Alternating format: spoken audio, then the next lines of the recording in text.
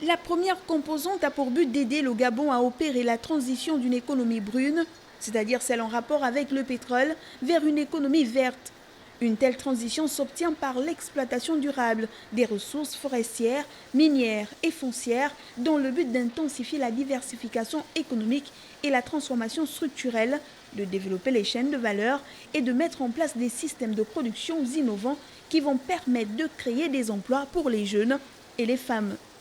La mise en place de bonnes pratiques en matière d'exploitation des ressources forestières devrait projeter les nations de l'Afrique centrale sur le même piédestal.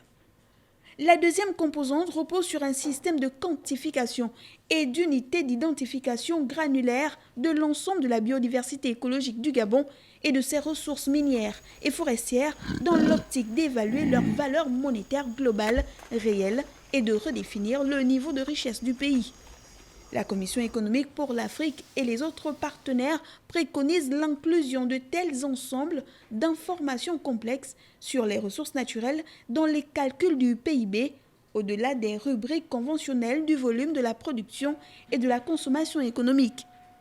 Il s'agit également de faire des calculs plus exacts de la quantité de carbone produite par les 230 000 km² de forêt presque vierge du Gabon, ainsi que des chiffres du volume de combustibles fossiles inexploités présents sur son sol et dans ses eaux, afin de solliciter à juste titre des indemnisations pour un tel bien public mondial.